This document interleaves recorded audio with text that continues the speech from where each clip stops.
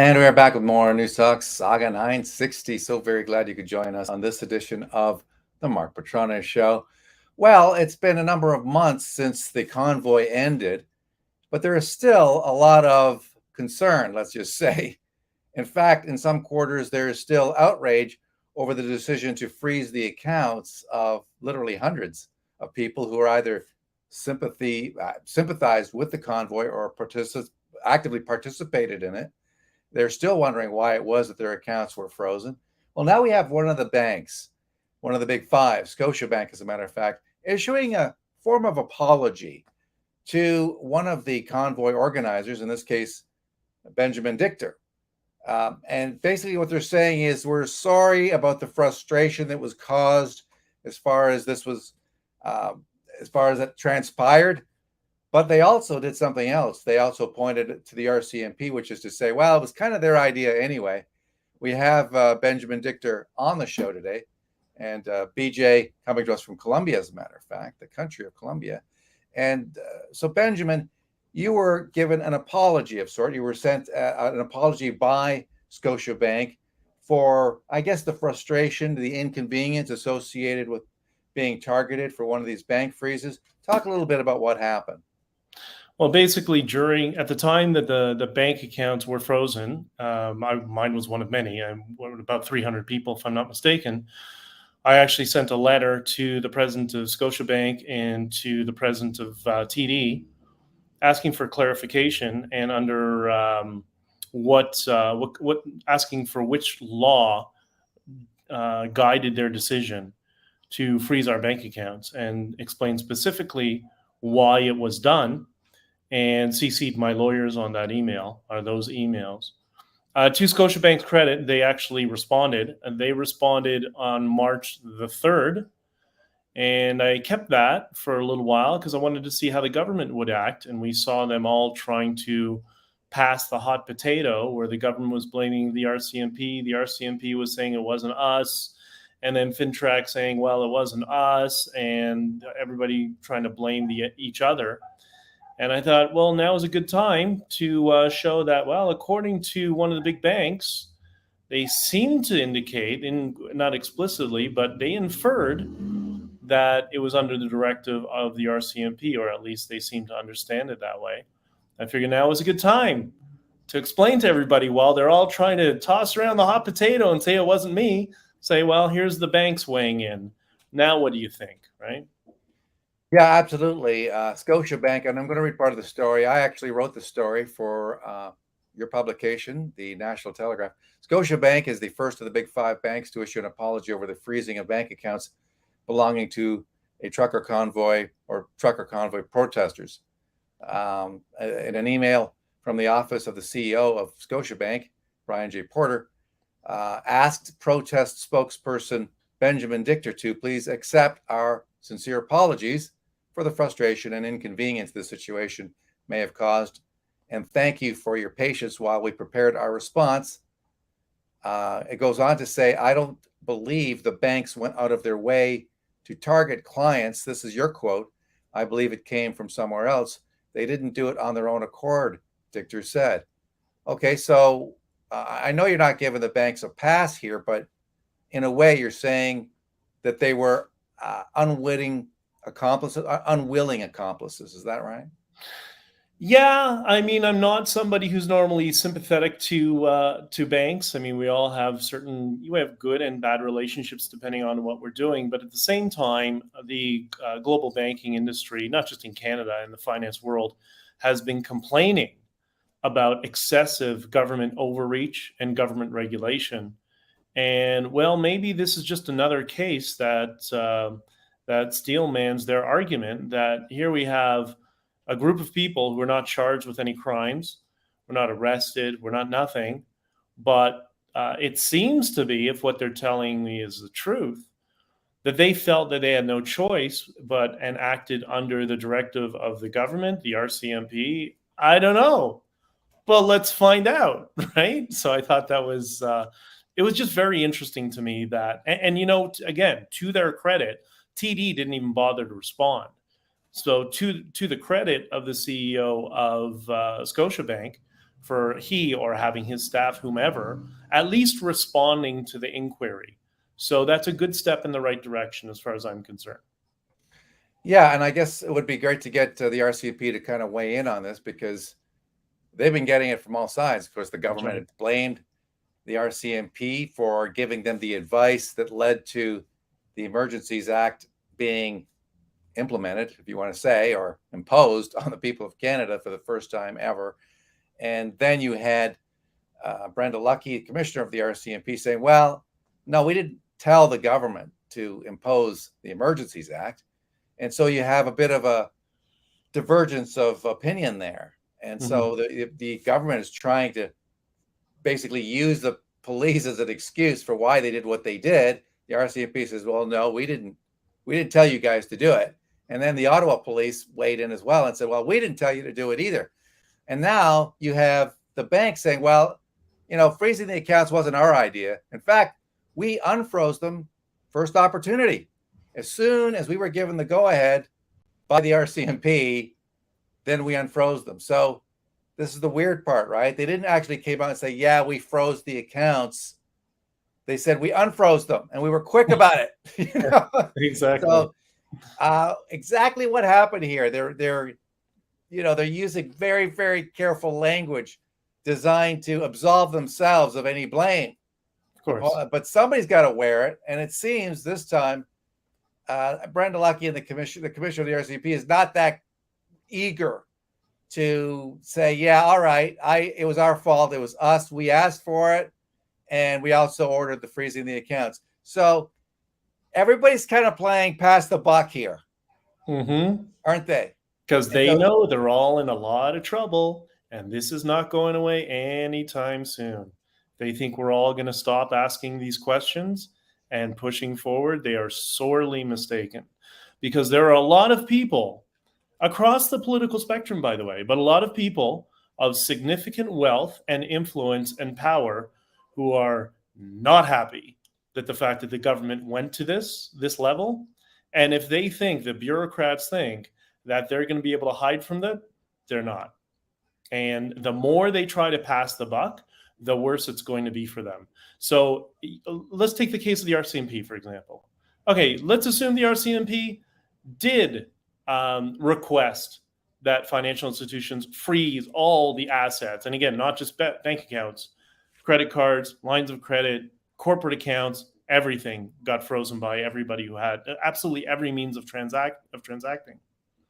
If the RCMP did it on their own accord, you telling me Brenda Lucki just decide, hey, we're going to freeze the accounts? Brenda Lucki was put in place to be a lapdog for the Trudeau regime. We all know that. Everybody in policing knows that, which is fine. That's what she was put there. That's why she was hired, whatever. But who is it within the government, if it was the RCMP, that put pressure on her or others within the RCMP to restrict the bank accounts? Because there's a lot of Canadians, left, right, center, libertarian, unaffiliated, non-politically affiliated, who are kind of ticked off that the government thinks it has this much power and it can do this at their will whenever they want. Right? Yeah, absolutely. Interesting story as well from Fortune magazine. Trudeau's emergency orders aimed at freezing the funds of the Freedom Convoy caught the banks off guard. This was a story that dates back to February. This was just a couple of days after the government imposed the Emergencies Act, froze the accounts. And this seems to follow in with the idea that the banks were unwilling accomplices in all of this. And I think it certainly is, I believe, evidenced by the letter that you got by Scotiabank, which is saying, well, we're sorry about this. But are you surprised? I think in the story you said you were surprised that you did get this letter. I mean, do you expect other banks to follow suit, or are they saying, well, no, we're not sorry, because why would we be sorry when it wasn't our fault? You know what I mean? So by apologizing, the Scotiabank has essentially kind of accepted some responsibility, even though if you parse the language in the quotes, they're really kind of punting it over the RCMP. Well, again, that's why I said I give Scotiabank some credit for this, as opposed to TD or other banks, for at least acknowledging it and trying to, I guess, in their eyes, from a public relations standpoint, trying to make amends and obviously have some concern over their reputation. And much like the article you just pointed out, that indicates that many of these banks felt as though they were caught off guard and they had no choice. Well, that just kind of adds credence to what seems to be what they're inferring by this letter. So I don't know. I think no matter where you are on the political spectrum, if the government thinks that they can at will just decide to cut people off from their money, don't you, people who are listening, don't you think it's time that the people in power, not just the politicians, but the bureaucrats behind the scenes, suffer some repercussions or punishment for this if it can't be accounted for in a legal manner? Like, I think so. And at least there has to be some level of inquiry in specifically into this issue and how they could just go in and decide, okay, you're caught off from your money. So, and again, that's why I'm trying, it is not politically partisan. And I am sympathetic to the position that the banks were in, and specifically Scotiabank in this case. But we need to know more. And we're clearly not getting any answers from these inquiries at Parliament Hill where everybody's trying to pass the buck and say, well, it wasn't us. I'm sorry, that's not acceptable. We're not going to accept that. Yeah, and a lot of this happened under the specter of the banks losing perhaps even millions of dollars as people pulled money out of the country. What was But it, between 1.2, 1.4 trillion dollars apparently was pulled out of the Canadian banking yeah, sector during that week? I mean that's astonishing if it's true. I mean, I have no verification of that number, but if they had even billions of dollars in redemptions and people saying there's no way. I mean, if this country now is run by Hugo Chavez and the banks are in his pocket, then you could come after me next. You went after BJ. Well, maybe I'm next on the hit list if I do something the government doesn't like. I mentioned the parsing of language in the quote here by the Scotiabank. We can confirm that financial institutions acted quickly to unfreeze accounts after the RCMP notified us that it believes that individuals and entities previously identified are no longer engaged in conduct or activities prohibited under the emergency measures regulation. It says, yeah, we can confirm that financial institutions acted quickly to unfreeze accounts.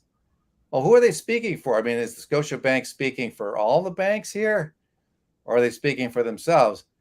I mean, when it says we can confirm that financial institutions acted quickly, well, you know what? You can speak for yourself, but it's interesting. It's almost like they're trying to separate themselves from any accountability or responsibility for what happened. You know what I'm saying?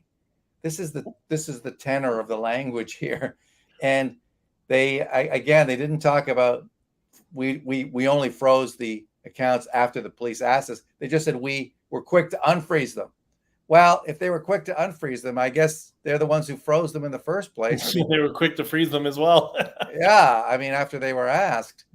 But I mean, we're in the midst of an inquiry as to whether or not the Emergencies Act was justifiable under the circumstances or not, and to the degree that the judge overseeing this inquiry is going to delve into the banking aspect. I don't know.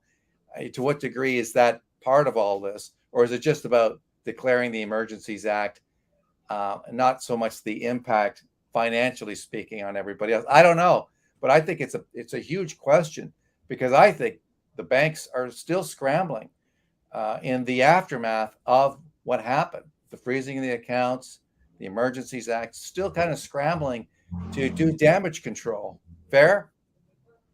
Yeah, I agree. Again, this has not gone without notice around the world, not just inside Canada. And I mean, I happen to know a number of people within the financial sector who I've spoken to on numerous occasions who are very, very concerned and use some very direct language in terms with how the government behaved and how the financial sector behaved. And again, they want to have answers like the rest of us do. And when you explain that, the wording is designed to kind of absolve them of any responsibility and defer to somebody else. Well, that wouldn't be the first time a bank did that in any sort of press release. So I'm not entirely surprised, but whatever, it is what it is. But I thought it was important for people to know that this apology was issued and that they did, maybe not directly or indirectly, infer that it was at the very least the RCMP or the government itself. So the RCMP and the government are not allowed to go hide in the corner during these inquiries, and that somebody actually takes them to task and asks them very direct questions. And I'm more than willing to send off this letter to somebody on that committee panel to say, hey, here's an exhibit of evidence that you guys can use in your questioning to try to dig a little bit deeper, because that's what they're supposed to be doing. Benjamin Dichter joining us on Saga 960 and the Mark Petronis Show. We've been speaking about this apparent apology, although it's kind of sorry, not sorry sort of thing, or sorry you feel bad. It's not like the kind of blanket apology, like we really screwed up here and we're never going to do it again. No, I don't. That's not the kind of apology we're getting here, but it is an apology. It is like, so, there are implications to that. When you're regretting, you're expressing a regret to your client, saying it sucked and we apologize for that. At least it shows like the banks are sending an olive branch to the trucker convoy, but it's not because they're nice people. I think it's because they're worried about the long-standing implications of what they did to their business, right? The trust aspect with future clients, where does that go? And so I think that's really at play here in terms of the future of the banking sector. And what if this happens again? What if there's another protest? I mean, could there be a lawsuit somewhere down the road as people look back and think, well, I suffered personally humiliation. I mean, in your case, you went to buy some groceries, did you not? And found that's how you found out. You found out the hard way. I mean, that's pretty embarrassing when you go pay for your stuff and your card is rejected.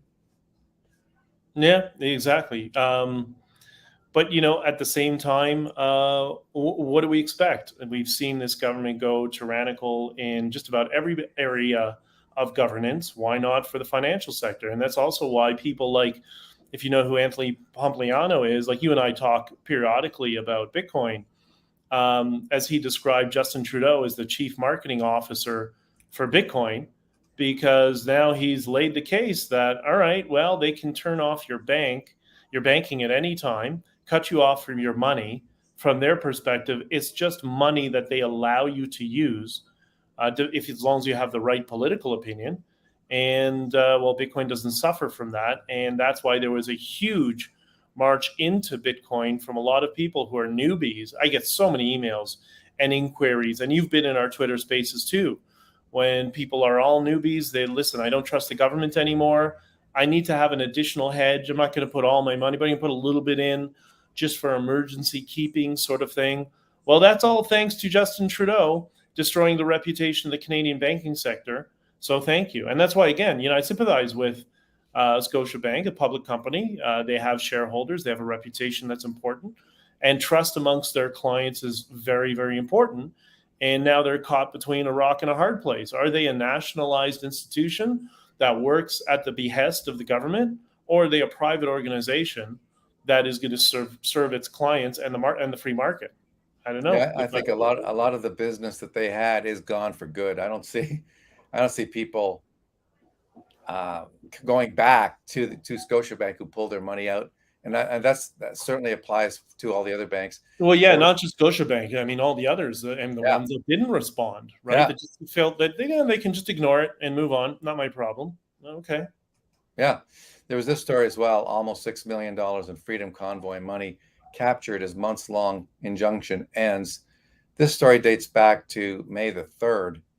It was on the state broadcaster, which continues to be an apologist for the government's implementation and imposition of the Emergencies Act and the seizure and the freezing of funds. A months-old injunction against Freedom Convoy organizers ended Monday, but the lawyers responsible for muting incessant honking in February are focused on expanding and certifying a proposed class action lawsuit to ensure Ottawa residents. And okay, yeah, it's always about from the state broadcaster's vantage point. It's all about the damage you guys caused. The incessant honking. Yeah, a day and a half of honking. Yeah, a day and a half of honking has ruined everybody's. Like, come on. Yeah, I mean, you know how many people I've had reach out to me from Ottawa saying I was in Ottawa. It was the best thing ever. I was in downtown Ottawa. I was in a hotel, right? Because I broke my leg. I was in a wheelchair, and the first night when everybody arrived, because people were arriving throughout the night, there was honking. There's no question, but it's nowhere near to the degree that the victims, the perpetual victims at the CBC are trying to indicate that, oh, no, it was a night, it was the next day for what, half a day. And it was very quick that then there was that class action suit, and the judge ruled that, well, honking should be limited to one certain area because that's part of your right to protest, but honking throughout the city. But at that time, it had already ended. Because guess what? Guess what? Truckers need to sleep too. Everybody needs to sleep. So, of course, it wasn't 24 hours honking. Like, it's so ridiculous. Once again, it's another indication of how the far left doesn't understand human motivation and doesn't understand how people work. They only understand collectivist worldviews. That's it. Yeah. But I guess it begs the point: how far is this going to go in terms of allocating blame? Right? They got the police saying it wasn't us. You got the government saying it was the cops. You got the banks saying we only did it because the RCMP told us to do. I mean, where does it all end? You know what I mean? And will the media hold these people to account? I think we're at the point now where they all just want it to go away, right? They want to almost like pretend it didn't happen. And then, but then of course you also have the CBC coming out saying, well, those poor people in Ottawa, they suffered so much because of these truckers. I guess the question begs, you guys didn't really get what you wanted in the end because the vaccine mandates are still in place, even though the government continues to get beaten up over it. They've shown little indication that they're going to pull these things. I mean, do you anticipate another protest at some point or not? Well, the first thing is you mentioned the media, and who's to say the media is not going to be held to account? They think they're going to get off. The CBC thinks they're going to get off with this. They are sorely mistaken. This is the political cartel that has operated in unison, in sync with each other for too long, and everybody is fed up. And it's not just people who were in the Freedom Convoy who are pissed off. A majority of people have had enough with it. So, is there going to be another protest? I would say no. Everybody on the radical lefties, you can all calm down. Everybody just calm down. There's no protest. There are other, as Christopher Friedland says, tools that can be used for us to get the answers that we want. And there's an increasing number of people who do want answers, despite what the fake news media might try to convince people of through some narrative that more people are against the convoy than they were. Well, it seems to be going in the other direction. And the other thing I would push back a little bit on is in terms of we didn't get what we wanted. Look, if you remember prior to the convoy, the country was going in the wrong direction. Doug Ford, who, by the way, is up for re-election in 4 days and imposed an injunction on donations to the Freedom Convoy. So I hope everybody who claims to be a conservative remembers that. Doug Ford had imposed another lockdown, 4 or 6 weeks prior, something like that. There were digital passports all over the country, increasing in various provinces, including Ontario. I think Alberta even had it at that time or was talking about it.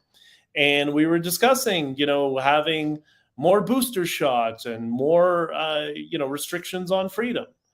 And then the convoy arrived. And after the first, if I remember the days correctly, because it was a very busy time and kind of foggy at times, but after about a week or so is when you started to see the provincial leaders start to test messaging of going the opposite direction. I think Jason Kenney was the first, if I'm not mistaken, to say, well, maybe there's no need for these passports, and then the various other jurisdictions did the same.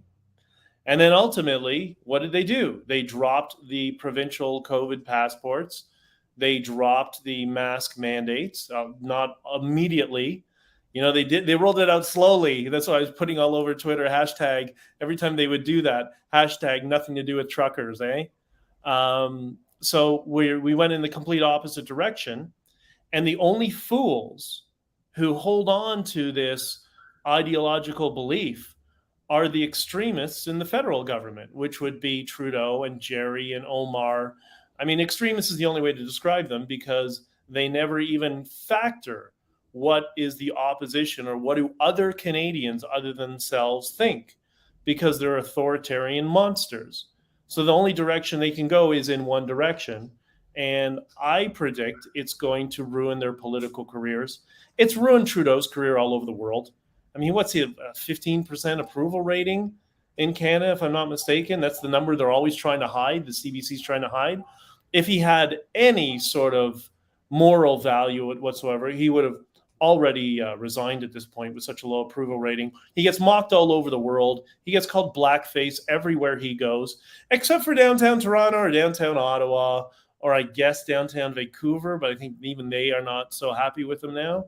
Those few downtown centers think, oh, well, he's not bad, because they have, much like the extremists in power, they're extremists in their worldview, and they too don't listen to people who may disagree with them on issues. But that's becoming an increasingly small subsect of the population, as I and many other people have started to build bridges with and work with people who have differing political values, but we agree on one thing: we need to start talking and communicating with each other, and not shaming each other, and start to listen to one another. At least there's some people starting to do that. I want to ask you, do you think that the convoy emboldened and set the stage for the kind of protests that we're seeing now? I mean, Justin Trudeau's getting protested, yelled at, screamed at. Jagmeet Singh was in Brampton recently. This is what it sounded like. We got questions.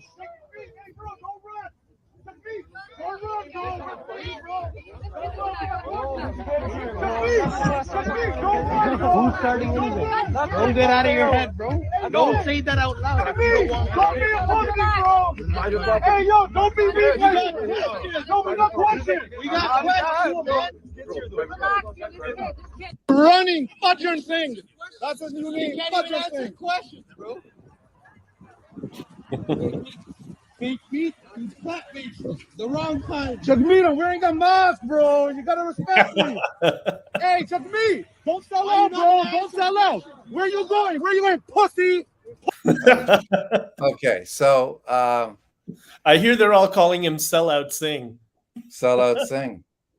And he's tweeting like mad now, trying to show everybody he's still the people's guy. He never was.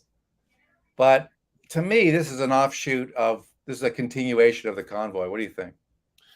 Yeah, I mean, listen, I'm not much into identity politics, although we all have friends from various different communities, because that's just the nature of how Canada is in metropolitan areas, right? So in the trucking business, there's a lot of Sikh people. There's a huge Sikh community in trucking. And, at the end of the day, they're Canadian. They see what Jagmeet is helping Trudeau do, and they're fed up. And they're fed up that he's become an embarrassment to their community. And as I've said many times on Twitter, Justin Trudeau is the most racist person to ever hold office in Canadian history. And if you need to, I can send you some links, the background of blackface and what that actually means. And Jagmeet, Sellout Singh, is helping to prop this person up. So by definition, Sellout Singh is the second most racist person to hold office in Canadian politics. And I don't care that he wears a turban or not. You're still a racist pig, and everybody in your community knows it, especially those truckers who are Sikh, who I'm friends with some of them. Many of us have known many of them for many, many years, because they're not new to the trucking industry in Canada. They've been there for quite a while, and they're aligned with us. They're not aligned with Sellout Singh or Blackface Trudeau. Okay. But it is interesting, though, the fact that we had the convoy, it ended, we've had the aftermath, and now we've got a whole bunch of other protests. So the opposition to this government has only grown over time. Maybe they're not using trucks like they were before, but they're showing up in numbers and they're getting in these politicians' faces. Thank you so much for coming on the show once again, Benjamin. My pleasure as always, Mark. Thank you for having me. Benjamin Dichter. And let's take a quick commercial break now. Back with more on News Talk Saga 960 and the Mark Petronis Show after this.